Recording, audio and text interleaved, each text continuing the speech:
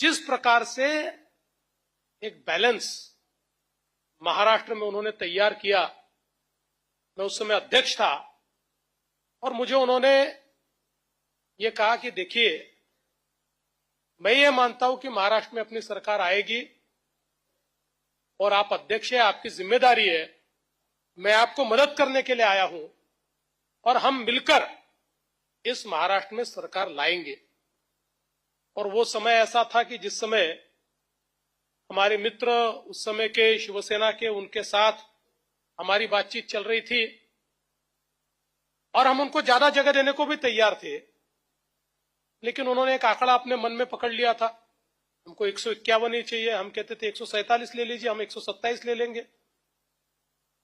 और ऐसे समय जब यह ध्यान में आया तो दृढ़ता के साथ भाई साहब ने अमित भाई से बात की, किस प्रकार से तो नहीं चल पाएगा।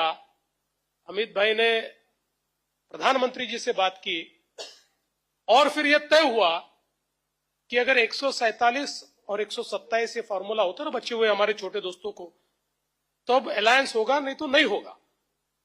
ये जब तय हुआ तो भाई साहब जानते हैं, केवल भाई साहब, मैं और अमित भाई तीन ही लोग कॉन्फिडेंट, प्रधानमंत्री जी तो थे ही, तीन ही लोग कॉन्फिडेंट थे कि हम लड़ सकते हैं। बाकी पार्टी में कोई कॉन्फिडेंट नहीं था। सब लोग ये मानते थे कि क्या फैसला आप लोग कर रहे हैं। भाई साहब ने मुझे कहा चिंता मत करो, फैसला करना है और अपन चुनकर आएंगे। ये इनका विश्वास था कि जिस विश्वास के कारण हमने शिवसेना को अल्टीमेटम दिया। हमने कहा अगर 147 पर आप लड़ना चाहते हो, हम आपके साथ हैं, साथ में लड़ेंगे। हम 127 लड़ेंगे, हम दोनों के अच्छे चुनकर आएंगे, 200 से ज्यादा लोग चुनकर आएंगे। आपका मुख्यमंत्री बनेगा, हमारा उप मुख्यमंत्री बनेगा। पर शायद विधि का विधान ये भी था कि मुझे मुख्यमंत्री बनना था,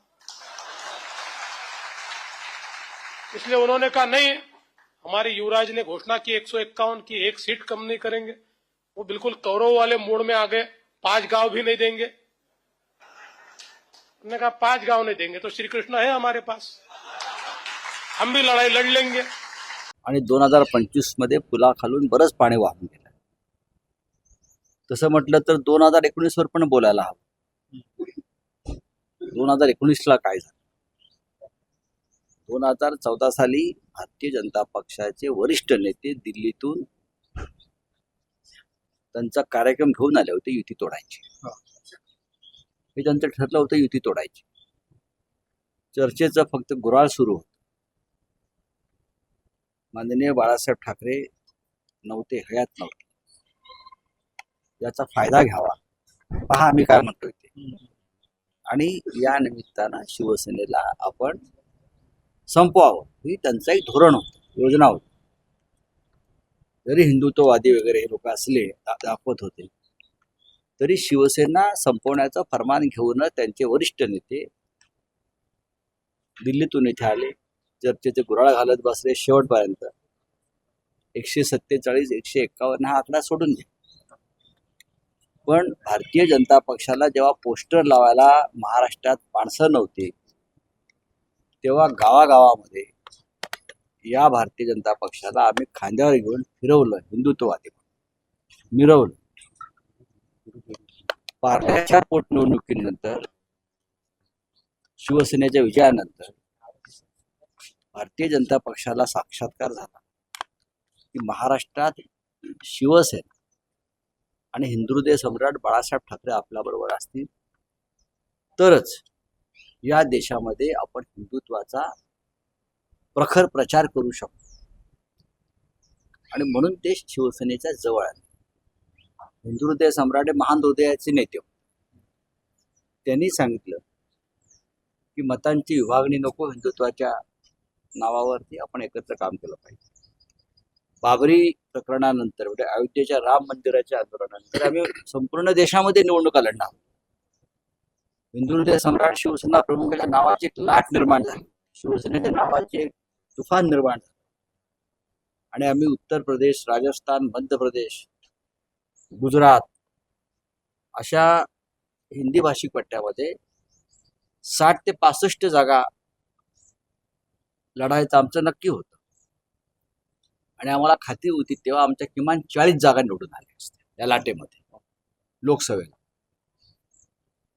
आणि आमची तयारी सुरू असतानाच हे जेव्हा आम्ही जाहीर केलं तेव्हा भारतीय जनता पक्षाचे धाबे दणाणले. अटलजींचा फोन आला बाळासाहेब, आणि अटलजींनी बाळासाहेबांना सांगितलं की बाळासाहेब आप चुनाव लड़ रहे हो देश और उससे भारतीय जनता पार्टी को नुकसान हो सकता है, हिंदुत्व की ओर बिखर जाएगी और बीजेपी हार जाएगी, कांग्रेस को फायदा होगा. तो मैं आपसे विनंती करता हूं कि आप कृपया आपके उमेदवार पीछे. मी परत म्हणतो बाळासाहेब महान हृदयाचे माणूस. त्यांनी परत आम्हाला सांगितलं की आपण निवडणुका ज्या राज्याबाहेर लढतो आहोत उमेदवार मागे घ्या. अटलजींचा फोन होता, त्यांचं असं म्हणणं आहे, आपण त्यांचा सन्मान राखला. ते राष्ट्रीय स्तरावरती आम्हीच होतो, पण आम्ही यात त्याग केला प्रत्येक वेळी. 2014 एका जागी 72 तास मी होतो त्याच्यात. ओम माथुर तेव्हा त्यांचे प्रभारी होते, आणि आम्ही हा सगळा कार्यक्रम आणि हा सगळा खेळ पाहत होतो. पण मी एक नक्कीच सांग की देवेंद्र फडणवीस हे कोणत्याही परिस्थितीमध्ये शिवसेना भाजपची युती तुटू नये या मताचे होते.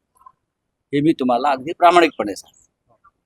तेव्हा युती तुटल्या संदर्भात करण्यासंदर्भात त्यांची भूमिका ही सकारात्मक होती, पण तरीही भारतीय जनता पक्षाचा वरून जो कार्यक्रम आला होता त्यानुसार युती ती तुटली.